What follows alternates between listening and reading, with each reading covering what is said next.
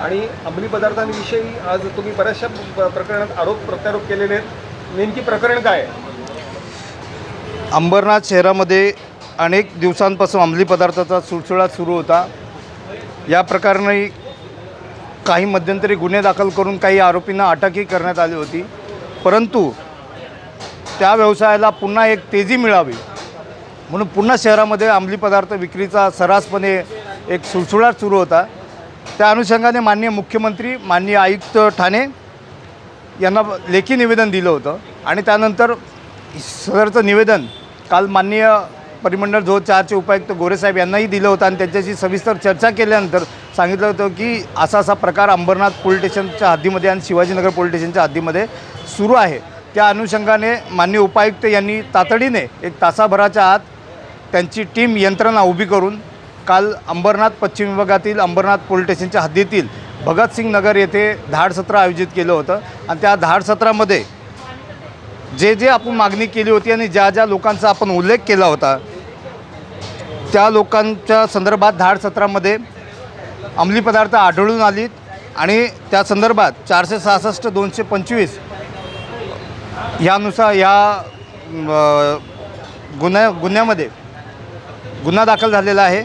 या प्रकरणात जे आपण त्यांच्याकडे मागणी केली होती ते बऱ्यापैकी ते आरोपी आज त्यांनी सहआरोपी किंवा यातील प्रमुख आरोपी आयशा शरीफ शेख वय वर्ष 25 राहणार भगतसिंग नगर आणि इतर 4 हवे असलेले आरोपी याचा त्यांनी उल्लेख केलेला आहे.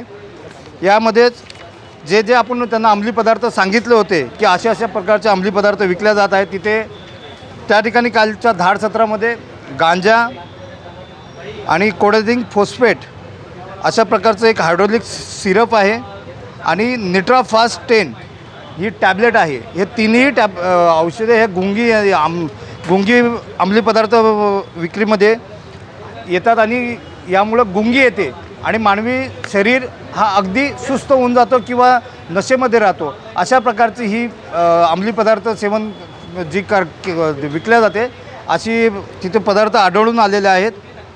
याच्यामध्ये जी तुम्ही नावं दिली आहेत ती नावं पोलिसांना यापूर्वी माहिती होती, मग कारवाई का नाही झाली? यापूर्वीच पोलीस आणि जे तिथले DB रूम म्हणजे DB विभाग आहे तिथले सर्व कर्मचारी त्या ठिकाणी जातच असतात, त्यांना सर्व माहिती आहे.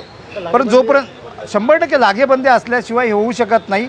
मी सर्वच पोलीस अधिकाऱ्यांवरती आरोप करत नाही आहे, पण काही ठराविक लोक आहेत जे मला वाटतं की उपायुक्त साहेबांना किंवा सहाय्यक आयुक्तांना कदाचित या गोष्टीची कल्पनाही नसेल, परंतु स्थानिक जे असतात ते सर्व शहरभर फिरत असतात आणि त्यांना कुठल्या गल्लीमध्ये काय चालतं याची सर्व कल्पना असते. परंतु कोणतरी तक्रारदार पाहिजे असतो आणि तक्रारदार जर सक्षम असेल तर मग अशी मोगम स्वरूपाची कारवाई करतात. किती नाव आहे तुमच्याकडे अंदाजे माझ्याकडे मी पोलिसांना दिलेली माहिती अशी आहे की 6 ठिकाण मी दिले होते आणि 6 ठिकाणं मिळून हे जे लोक आहेत अंमली पदार्थ विकणारी ही सर्व एकच कुटुंब आहे. जे शिवाजीनगर पोलीस स्टेशनच्या हद्दीमध्ये सुद्धा आहेत ते सुद्धा एकच कुटुंब आहे. म्हणजे हे सर्व एकमेकाचा कोण कुणाचा मुलगा, कोण कुणाची सासू, कोण कुणाचा भाऊ, हे अशा पद्धतीचं कोण कुणाची आई, कोण कुणाचा बाप, हे सर्व मिळून यांचं कुटुंब आहे. हे बाहेरचे म्हणजे असं वेगवेगळे लोक आहेत असं नाही आहे. ते एकच कुटुंब आहे आणि एकच कुटुंब सर्वांना एकमेकांना माल सप्लाय करून आपापले धंदे आपण करा अशा पद्धतीचा हा कार्यभार तिथे त्या ठिकाणी चालू आहे. जी मोहीम आपली आहे ही पूर्ण नष्ट होण्यासाठी कायमस्वरूपी अशी राहील. 100% ही कायमस्वरूपी अशीच राहणार आहे आणि ज्या गोष्टी अंमली पदार्थाच्या बाबतीत करता येतील अंबरनाथ शहरातल्या किंवा आजूबाजूच्या परिसरात नागरिकांना मी आवाहन करतो की आपल्यालाही आपल्या मुलाबाळांच्या बाबतीतही आपण लक्ष द्यावं की अशा प्रकारचं कोणी जर आपली मुलं आढळून येत असतील किंवा नशेच्या आहारी झोपलेले असतील तर कृपया माझ्यासोबत संपर्क करा. आपण सर्वांनी मिळून या सर्व अंमली पदार्थ विक्री करणार.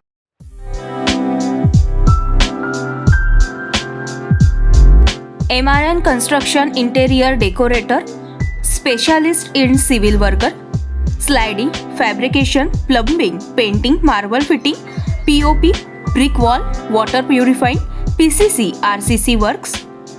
Vinod Deshmukh, Mobile number 9890032302 7387555776.